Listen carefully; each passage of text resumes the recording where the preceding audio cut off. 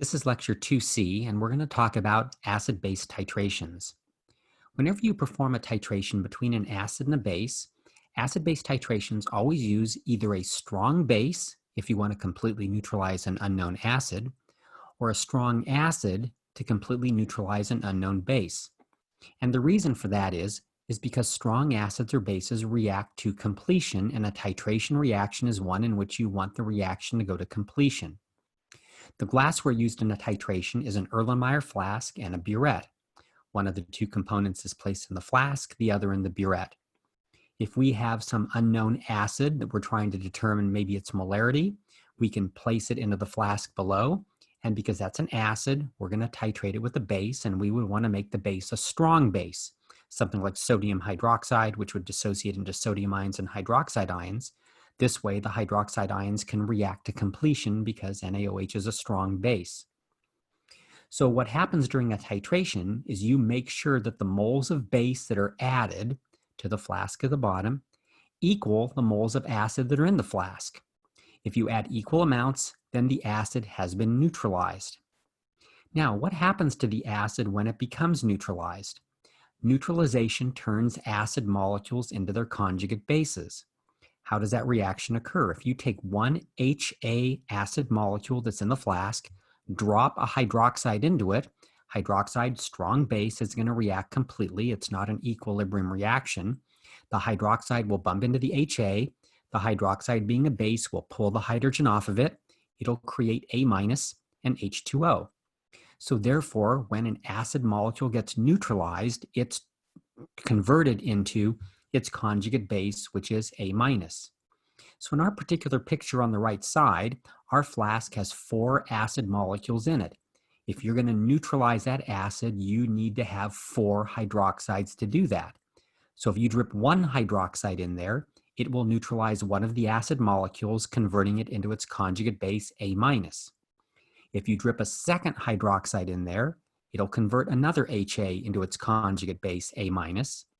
If you drip a third hydroxide into there, it'll convert the third HA into A-. And finally, when you drop a fourth hydroxide into there, you'll actually convert the last HA into A-. And now the flask has no more acid molecules. It actually is pure conjugate base ions, A-. When all of the acid has been neutralized, in other words, when it's all been converted into its conjugate base, we call this the equivalence point in the titration. Now, you want to stop your titration at this point, but how do you know when to stop it? Well, visually, there's no way to really do that.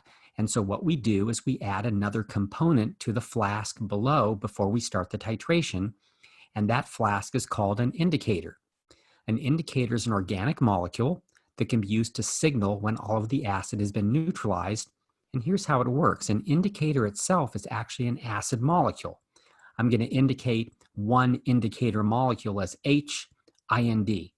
It's a weak acid, and its electronic structure is such that when the hydrogen is bonded to the anion, IND-, bonded together in the molecular form as shown, the electron arrangement absorbs light specific ways, and it allows a color to be imparted to the solution.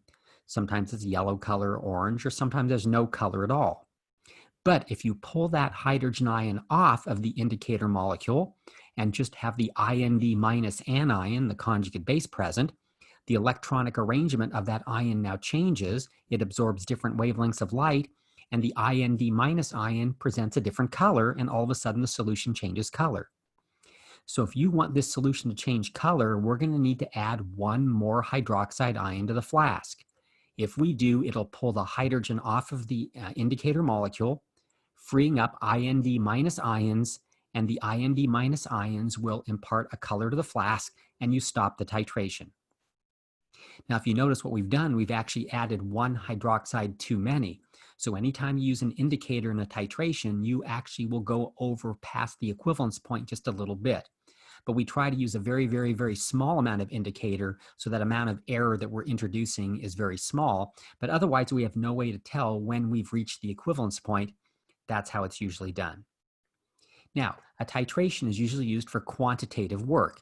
It's to try to calculate something about the unknown acid that's in the flask below.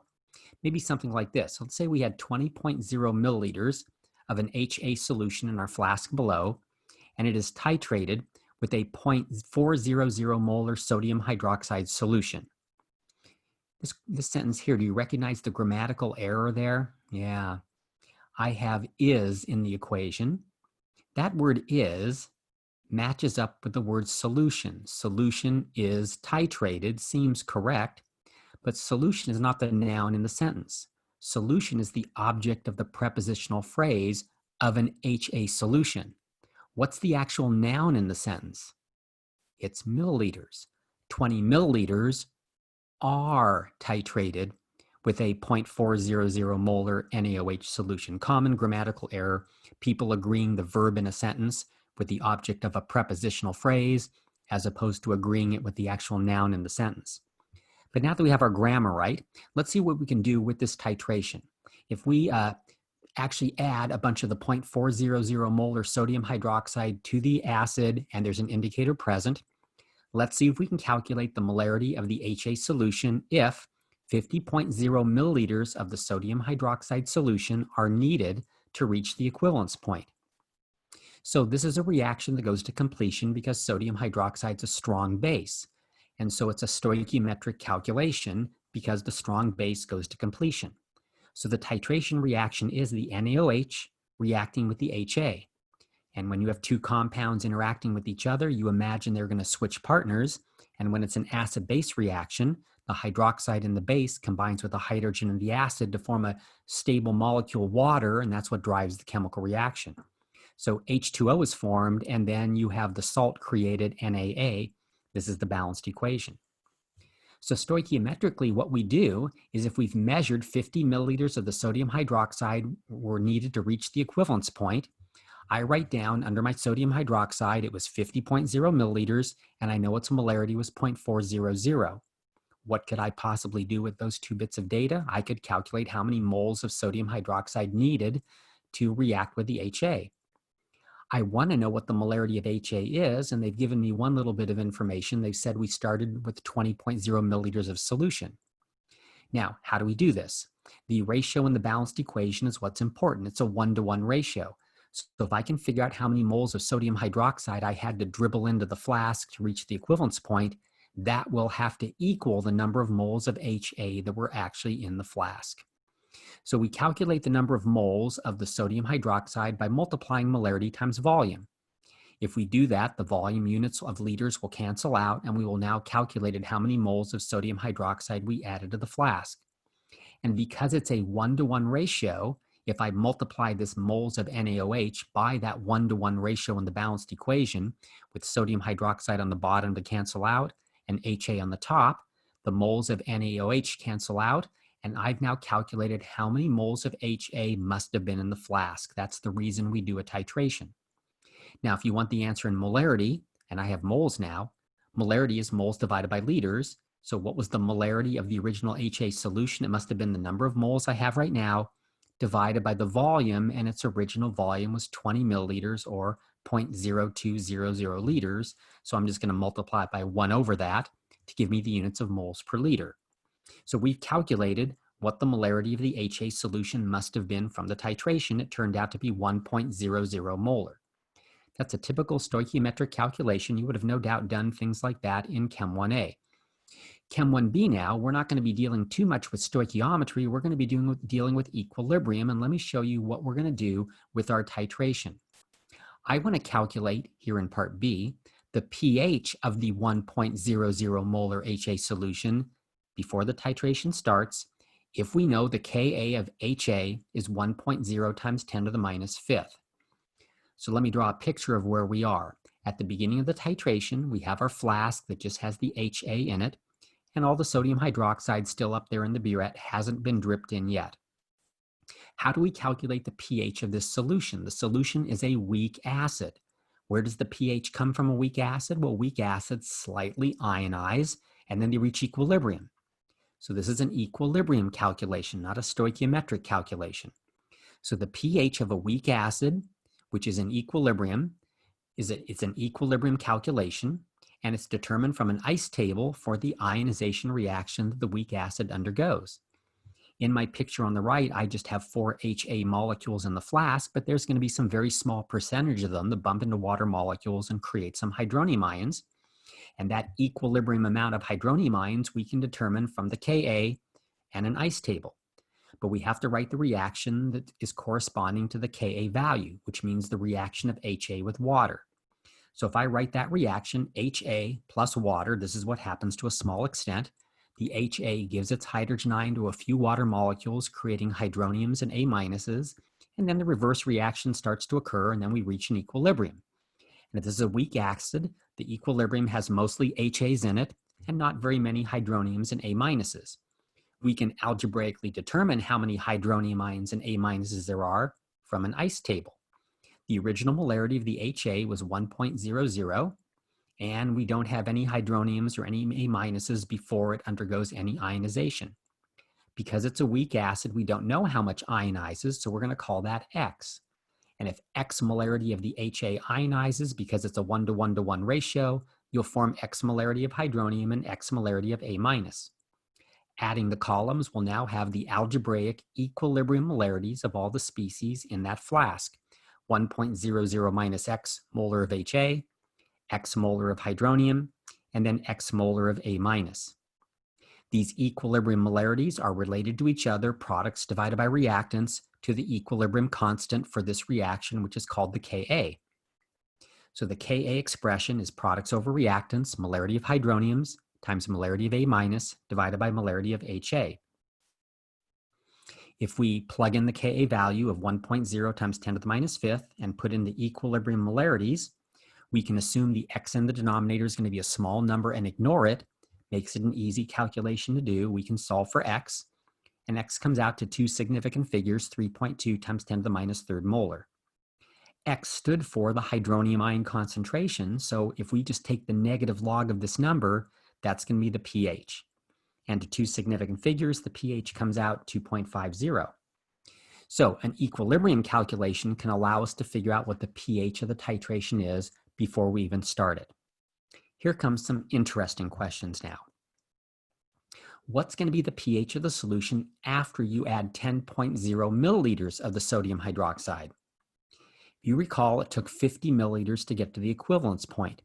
So we're not quite at the equivalence point yet. So let's see if we can draw a picture of what's happening here. The beginning of the titration is shown on the very right.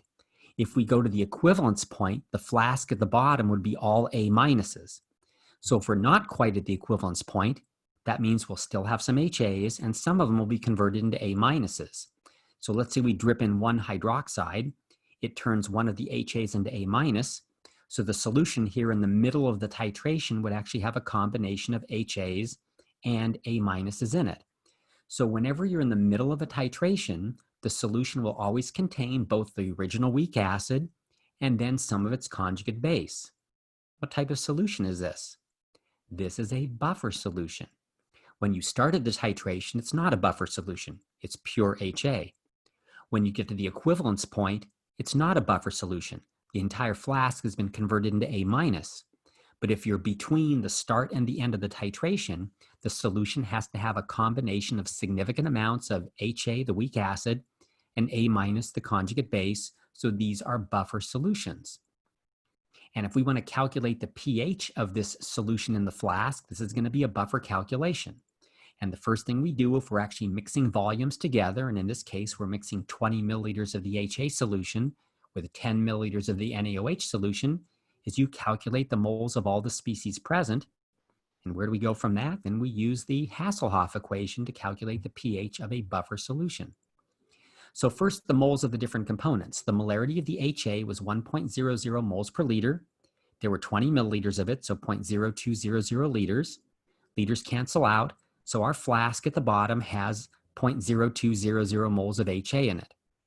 Now, what are we adding? We're adding the sodium hydroxide, whose molarity was 0.400 moles per liter.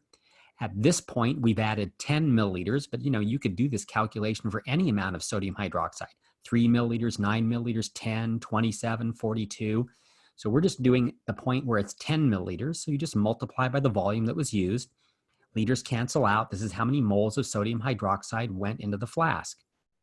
Now, when you're doing the Hasselhoff equation for a buffer, If you have a strong component, and in this case we have a strong base, you have to use the amended form of the Hasselhoff equation. So for this particular weak acid, HA, when it's forming a buffer, the pH of the buffer will equal the pKa of the weak acid plus the log of, and here's the ratio, moles of HA on the bottom, moles of A minus on the top. But because we're adding a strong base, we have to add the strong base to this. And if you remember, bases react with acids. So the strong base is going to react away the HA. So in the denominator, the amended form says minus moles of hydroxide, and the numerator says plus moles of hydroxide. This is our amended form. Now, the pKa, we can determine the Ka was 1.00 times 10 to the minus fifth, so the negative log of that would be 5.00, so I'm not going to write that out, I'll just tell that to you. And now we go the log of, and let's put all the numbers in here. For the moles of HA in the denominator, that's 0.0200 moles. For the moles of the A minus, we don't have any in there, that's a 0, so you put a 0 on the top. For the moles of the hydroxide, that's the 0.00400, so you make the replacement for both of those. So this is going to tell us the calculation, or tell us the pH for this titration after 10 milliliters have been added. And if you're able to work that out, that comes out 4.40. So this can be done for any point along a titration, anywhere between the start and the end of the titration. You calculate the moles of the original acid, the moles of the base added, and you just plug them into this amended form of the Hasselhoff equation, and you can calculate the pH at any point in a titration. I could have you do 50 problems here. What's the pH after 1 milliliter of sodium hydroxide, after 2 milliliters, after 3, after 4, after 5? So those would all be very similar calculations, but of course you'd get different answers for each one. D. Let's calculate the pH of the solution after 25.0 milliliters of NaOH was added. So once again, we need 50 milliliters to reach the equivalence point, so we're not at the equivalence point, so our solution is going to have some combination of both HA and A minus in it, and so we're going to calculate the moles of each component and use the amended Hasselhoff equation to calculate what the pH is. So we're mixing solutions together, so we're going to calculate the moles of each species. The moles of HA, 1.00 moles per liter. We had 20 milliliters of it we were using, so that's going to be 0.0200 moles. If you're doing multiple calculations for a single titration, this number is going to be the same every single time, so probably no reason to recalculate it. But if you're changing the moles of sodium, the volume of sodium hydroxide used, this will change. The molarity of the sodium hydroxide is 0.400 moles per liter. Now we want to know the pH after 25 milliliters have been added, so multiply by 0.0250 liters, and that gives us 0.0100 moles. How does that number look compared to the moles of HA? Looks like it's half, right? We may have been able to predict that if we knew it took 50 milliliters to reach the equivalence point, and they're saying, what's the pH after you've used 25? Well, that means you've only added half of the sodium hydroxide needed to neutralize the acid. So that means half of the acid is going to be neutralized. So I can correct my picture on the right side to make it more accurate. If I've neutralized half of the HA molecules, then the picture is going to look like this. The moles of A minus and the moles of HA are going to be exactly the same. So an interesting phenomenon, when you're at the half equivalence point, you're going to have in your flask equal number of moles of the weak acid and of the weak conjugate base. So let's use the amended Hasselhoff equation, which the regular Hasselhoff equation for a buffer using the acid HA would be pKa plus log of moles of A minus over moles of HA. Because we're adding strong base to it, we have to subtract the moles of the strong base from the denominator and add the moles of strong base to the numerator. And if we use our pKa and plug in our 3 values that we know, we can calculate the pH at this point in the titration, just like we did before. In this case, it comes out 5.00, which, ironically enough, equals the pKa. Why is that true? What do we have in our parentheses here? The numerator is 0.0100 moles. What's the number in the denominator? Subtract those, 0.0100 moles. 0.01 divided by 0.01 is 1. What's the log of 1? It's 0. So the calculation is 5.00 plus 0. And so if you happen to be at the half equivalence point, what is always going to be true is that log term is going to cancel out to be 0. And the pH of the solution is just going to equal the pKa of the acid. Now, that's going to be really significant here in Chem 1b, because if we're dealing with weak acids and we do not know what their Ka is, we can figure out the Ka from a titration. If we get to the half equivalence point of a titration and measure the pH, whatever the pH is at the half equivalence point, that's going to be the pKa of the acid, in this case 5.00. So if you do the Ka of that, which would be 10 to the negative 5.00, you can determine that the pKa is 1.0 times 10 to the minus fifth. So the half equivalence point is really important in a titration because it allows you to calculate what the Ka is for an acid if it is not known. Let's go to E. Calculate the pH of the solution at the equivalence point.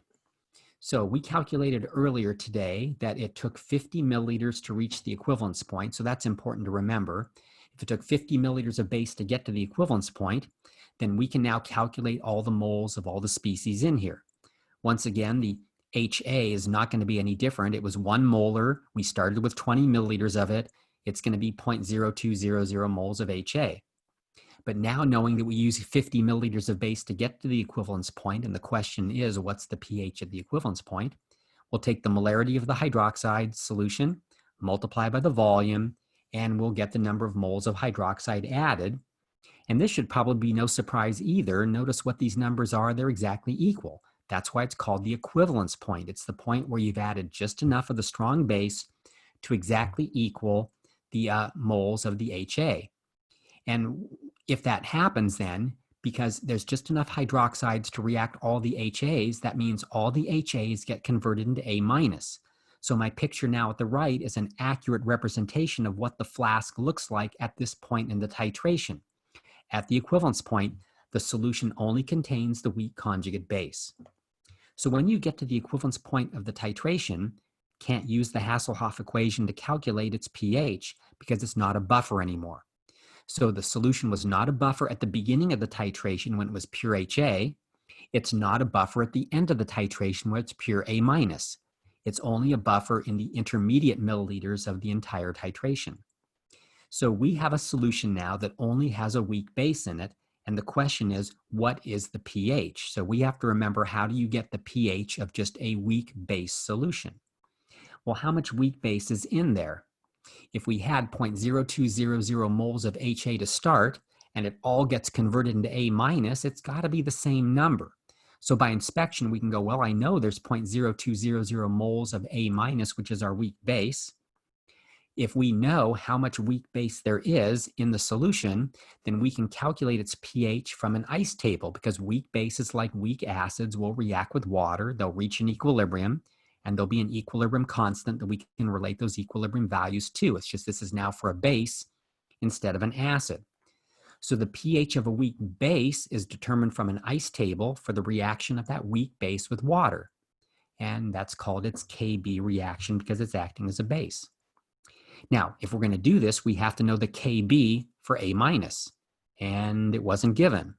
We were given the Ka of HA, that was 1.0 times 10 to the minus fifth.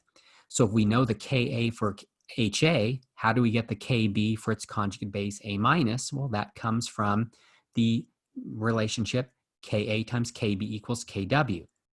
So when you get to the equivalence point of a titration, if it's not given to you, you're going to have to calculate the Kb of whatever base now is in that solution. And it's always going to come from the Ka of the acid you started with.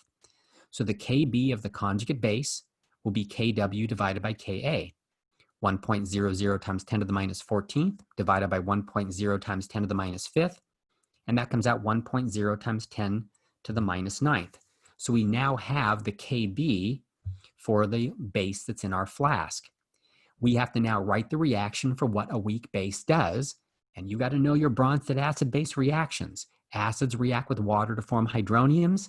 Bases react with water to form hydroxides. And to use an ice table, we have to have the molarity of the A minus at the equivalence point, not just the number of moles, because what is an ice table? We've got to be able to calculate the equilibrium molarities of all the species. So this is probably the most tricky part of this calculation. If you want to calculate the molarity of A minus, we know there's 0.0200 moles. Molarity is moles per liter. What's the volume inside the flask at this point of the titration? Well, you started with 20 milliliters of the acid solution. You have since added 50 milliliters of the sodium hydroxide. The volume is going to be 70. So it's 0.0200 moles of A minus divided by the total volume of the original acid solution and the sodium hydroxide that you added, which adds up to 70 milliliters or 0.0700 liters. That's going to get you the molarity of the A minus in that flask. So now that we know its molarity, we can write the reaction that A minus undergoes as a base, and we can do an ice table using 0.2857 as the initial molarity of the A minus. So here we go. In that flask at the equivalence point, those A minuses that are floating around will occasionally bump into a water. They will gain a hydrogen from the water to form HA, and there's the hydroxide ion they create, therefore making the solution slightly basic. We can write an ice table for this equilibrium that occurs because weak acids and weak bases always reach an equilibrium. Just the initial molarity of the A minus is 0.2857, and before it reacts, there wouldn't be any HAs or any hydroxides. Because it's a weak base, we don't know how much reacts, so we're going to call that X, and it will have to, because it's a 1-to-1-to-1 ratio, form X molar of HA and X molar of OH minus. The equilibrium molarities will be 0.2857 minus X, X, and X. The equilibrium constant expression for this reaction, products over reactants, is going to equal the Kb because that's the equilibrium constant for a base reacting with water. And if we know the Kb value now is 1.0 times 10 to the minus 9th, we can plug in all the equilibrium molarities to the right side, and we have a lovely little equation we can solve. If we ignore the X in the denominator, because X is probably going to be really small, it makes the calculation fairly simple, and X comes out 1.7 times 10 to the minus 5th. Now, this stood for the hydroxide concentration. You've got to be careful when using Kb's. This is not the hydronium. So if you take the negative log of X, you're going to get the pOH, which turns out to be 4.77. The pH will therefore be 14 minus that, and so therefore at the equivalence point of this titration, we would expect the pH to be 9.23, which is kind of interesting. You may have thought that if you neutralize an acid with a base, that you wind up getting a pH of 7. But in all reality, it really depends upon what ions are floating around in that solution at the equivalence point. And if an ion floating around the solution is a weak conjugate base, it can actually make the solution slightly basic. If an ion floating around the solution is a weak conjugate acid, it could actually make the solution acidic. So when you neutralize an acid in a titration, you do not necessarily create an equilibrium point pH of 7. It could be above or less than 7. Let's try this. Let's calculate the pH of a solution after 60.0 milliliters of the sodium hydroxide was added. So mixing two solutions together, we're going to calculate the moles of all species, just like we've done every other time. So the molarity of the HA multiplied by its volume is going to give us the moles of HA that were in the flask to start. And now we're adding 60 milliliters of the 0.40 molar sodium hydroxide. So there's its molarity multiplied by its volume, and that's going to give us 0.0240 moles. Now, if you notice, we have gone past the equivalence point, right? The equivalence point took 50 milliliters of sodium hydroxide. We've now added 60. So if we want to draw a picture of what it looks like over on the right side, we dripped some more hydroxide in there, but the hydroxide doesn't have anything to react with. So whenever you have a solution that has excess strong base in it, the molarity of that excess strong base will determine the pH. There's no equilibrium reaction that's going to occur because hydroxides are bases. They can't react with A minuses, which are also bases. So if you subtract the moles of the hydroxide from the moles of the HA, so 0.0240 minus 0.0200, you can figure out the number of moles of excess strong base that are now in the flask. So this flask contains 0.0040 moles of excess strong base. This is what's going to determine the pH. We just need to calculate what the molarity is. So to calculate the molarity of the excess hydroxide ions in the solution, we know how many moles there are, 0.0040. We have to divide that by the volume. So what's the volume of the solution at this point? Look at the volumes we mixed. It's 20 plus 60, it's 80 milliliters. So we take the 0.0040 moles of hydroxide, divided by the total volume, which comes out 80 milliliters or 0.0800 liters. This will allow us to calculate the molarity of the hydroxides at this point in the titration. The negative log of the molarity of hydroxides is the pOH. So the pOH of the solution is 1.30. The pH is therefore 14 minus that, 12.70. So if you go past the equivalence point in a titration, you will actually have excess strong base remaining. And if you can just calculate the molarity of that excess strong base, that's going to wind up giving you the pH of the solution. Now, if we would carefully graph the pH of this titration at every single point through it, we get what's called a titration curve. And the example we've been doing today has been a weak acid being titrated with a strong base. And so I'm going to show you what a graph would look like if we were measuring the pH of the titration as a function of how many milliliters of sodium hydroxide we've added. So on my y-axis is the measured pH of the solution, and on the x-axis is the volume of the sodium hydroxide that we've placed in there. So if you go to the very left of the graph, where the volume of sodium hydroxide is 0, that's the starting point of the titration. So what was the pH at the starting point of the titration? You may remember that. That was 2.50. What's in the flask at the beginning of a titration? Pure weak acid HA. It slightly ionizes, so there's a few hydroniums and a few A minuses, but essentially the beginning of the titration is classified as a non-buffer. It only has one component, only the weak acid HA. And you can calculate the pH of a weak acid just by writing the reaction of the weak acid with water, doing an ice table, and using its Ka. Now, as you start to add sodium hydroxide to the acid, then the pH will start to go up. And if you notice at the beginning of the graph, the pH goes up rather drastically, and then it flattens out. That flattened point is really important, or the flattening part of the curve. You're adding a bunch of sodium hydroxide, and the pH isn't changing very much. That's because in the middle of a titration, you're creating a buffer solution. And when is a solution a really good buffer? When there's about equal amounts of weak acid and weak conjugate base. So when you start your titration, you still have way more weak acid than you do conjugate base, so it's not a very good buffer. The pH changes drastically and the curve goes up.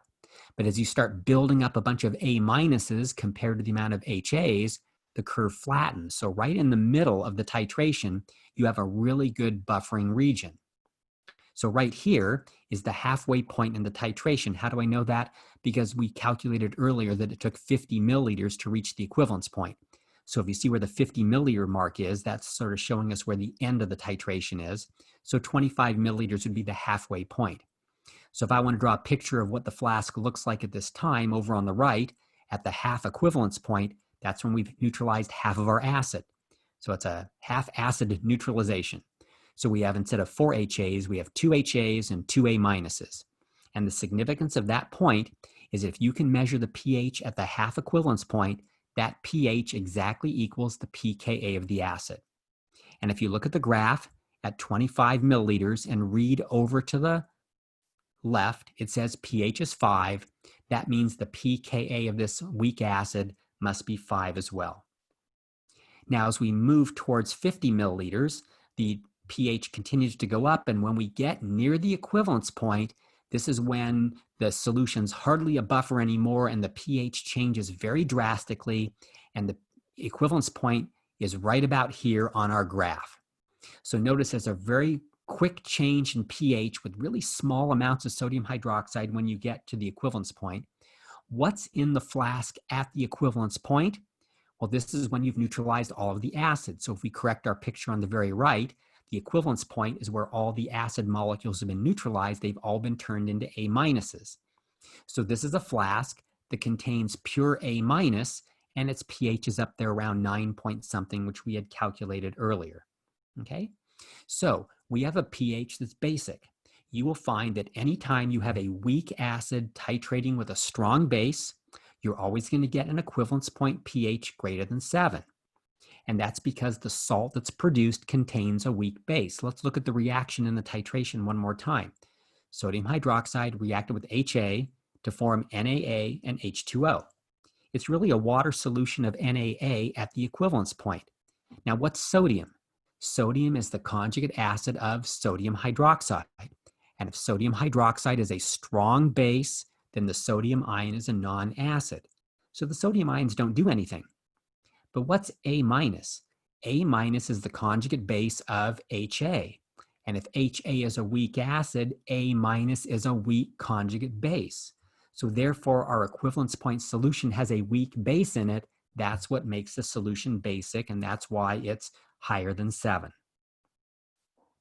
Now, how does an indicator work? Indicators themselves are actually weak organic acids. The most common one that you may have used in previous chemistry classes is phenolphthalein. Phenolphthalein is a weak organic acid. It's very weak. Its pKa is 9.75, which means its Ka is somewhere around 1 times 10 to the minus 10th. So it's a pretty weak acid. And a lot of times for indicators, because they have such complex formulas, we just write them as HIND. And if they're acids, they'll undergo a reaction with water, and they'll produce some hydronium ions and then some conjugate base anions, and they'll reach an equilibrium. And a compound can be used as an indicator as long as the acid molecule and the conjugate base ion are different colors. And phenolphthalein, the bonded together acid molecule, has no color to it. But if you pull the hydrogens off and create the conjugate base anion, that actually shows a pink color. And the actual point where an indicator will change color depends upon what there's more of. A solution is going to be colorless if there's more HIND in the solution. Our eye really can't detect really small amounts of colored substances. But if you have more IND ions than you do HIND, then you'll actually see the solution as pink. So the actual point where the color change occurs, although it's hard for our eye to really be able to tell this, is when the molarities of those two species are equal to each other. That's actually the dividing point between when a solution goes colorless to pink. So the color change technically occurs when the concentration of the pink substance is equal to the concentration of the colorless substance. If they're both present, this is a buffer.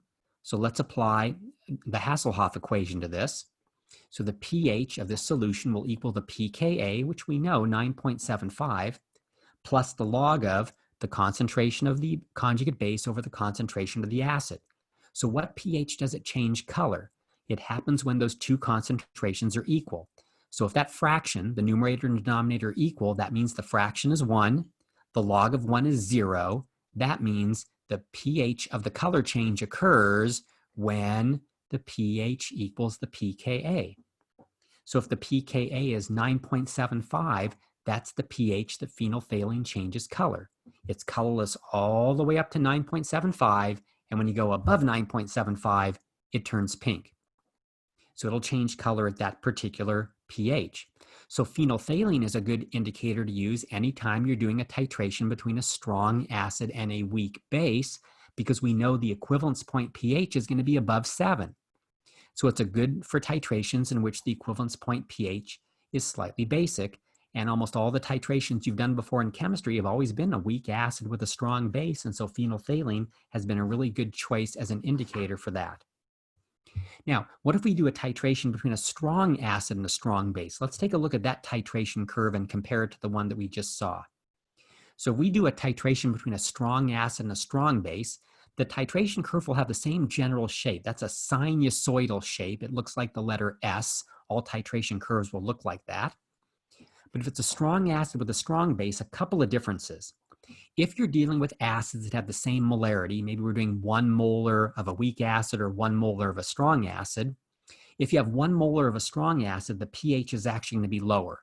So if we assume the same molarity as the acid before, look where the pH is at the beginning. It's 1, it's not 2.5. So you're going to have that a little bit lower if it's a strong acid, assuming molarities are the same. Now, as you add the base, you're going to have a combination of the acid with its conjugate base, but because it's a strong acid, and then the conjugate base would be a non-base, it's not a buffer. So as you progress through the titration, you do not reach a flat region in the titration curve. So strong acids and strong bases do not have flat regions on them. When you get to the equivalence point is right here. What do you notice the pH is? pH is 7. So a strong acid, strong base titration produces an equivalence point pH of 7. Why is that? Let's think of the reaction that occurs. If we react sodium hydroxide with the strong acid HZ and they switch partners, we're going to form the salt at the equivalence point, NaZ, plus water. Well, what's Na? Na is conjugate acid of sodium hydroxide. And sodium hydroxide is a strong base, so therefore Na plus is a non-acid, doesn't react with water, doesn't contribute to acidity or basicity. Z minus is the conjugate base of the acid Hz, and if Hz is a strong acid, Z minus is a non-base. It doesn't react with water either. So the two ions that are in the equivalence point solution do not react with water, therefore the pH is just going to be what the pH of water is, and so you would wind up having the pH of 7 when the titration is between a strong acid and a strong base. If you use an indicator for this titration, you would want to have the color change occur at a pH of 7, not a pH of 9.25. So phenolphthalein is actually not the best indicator here. Although if you look at the graph, where is a pH of 9.25? Wow, it's almost like it's straight up. So because this part of the titration curve is so vertical, quite often people use phenolphthalein as the indicator, even though the reactions between a strong acid and strong base, because it really doesn't introduce much error because the pH changes so drastically right around there. But in all reality, the best indicator to use would be one that changes color at pH 7. And an indicator that does that is bromethymol blue.